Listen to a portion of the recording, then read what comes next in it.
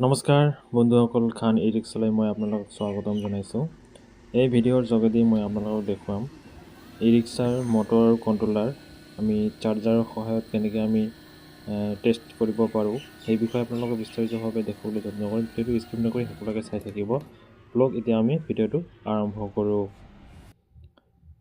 প্ৰথমতে আমি য়েলো বটত এনেকৈ মটৰ আৰু কণ্ট্ৰলাৰৰ কানেকশ্যনটো কৰি ল'ম। এইটো কালাৰ আমি ছেটিং কৰি লৈছোঁ, কাৰণ ইয়াত চাই লওঁ যে যদি আমি কালাৰৰ সমানে যদি লগাওঁ তেতিয়াহ'লে যদি হ'ব পাৰে, আৰু নহ'লে যদি নহয় তেতিয়াহ'লে আমাৰ কালাৰ চেঞ্জ কৰিব পৰা হ'ব পাৰে। এতিয়া ফাৰ্ষ্ট টাইমত আমি এতিয়া যোনটো কালাৰ আছে সেই কালাৰ মতে আমি লগাম। হালধীয়া আৰু সেউজীয়া আৰু এইফালে নীলা কালাৰ, সেই তিনিটা কালাৰ আমি মটৰৰ যোনটো কানেকশ্যন আছে সেইটো আমি হালধীয়া বটত কানেকশ্যন কৰি লৈছোঁ। তাৰপিছত ইয়াত কিন্তু আমি বেটাৰী নাথাকিব, কিন্তু কেতিয়াবা বেটাৰী আমাৰ হাতত নাথাকে, আৰু তেতিয়া আমি কি কৰিব লাগে, আমাক চেক কৰিব লাগে যে মটৰ কণ্ট্ৰলাৰ ভাল আছে না বেয়া আছে।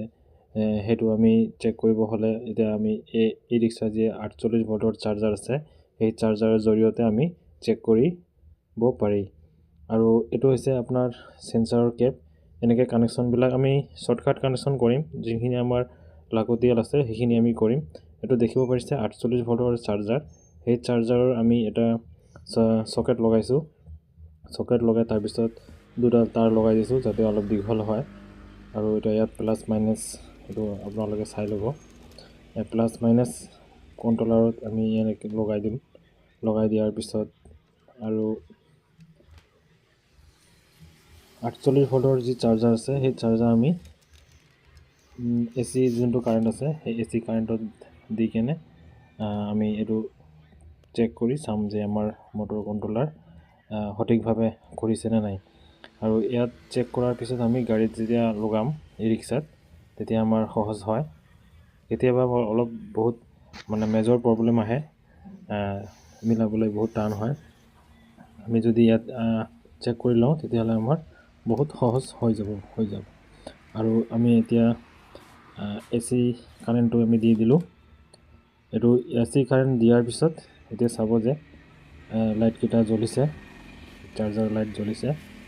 আৰু ইয়াত এম্পিয়াৰো কম লাগে, মিনিমাম ধৰক 1 পৰা 5 এম্পিয়াৰৰ ভিতৰত হৈ যাব। আৰু এতিয়া আমি এক্সেলেটৰটো চলাই চাম যে মটৰ আমাৰ সঠিকভাৱে কৰিছেনে নাই।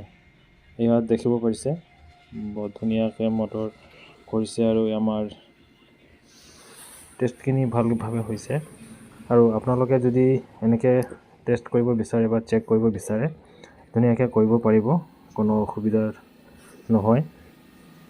আৰু এই ভিডিঅ'টো চাই যদি আপোনালোকক ভাল লাগিছে আৰু আমাৰ বহুত মেকাৰ ভাইসকল আছে সিহঁতৰ মাজত শ্বেয়াৰ কৰিবলৈ নাপাহৰিব।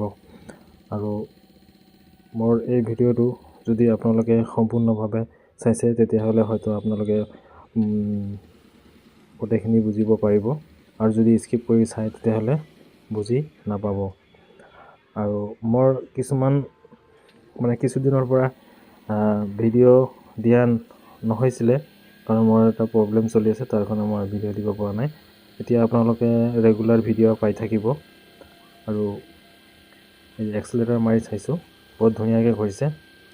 ভিডিঅ'টো সম্পূৰ্ণ চোৱাৰ বাবে আপোনালোকক বহুত ধন্যবাদ থাকিল।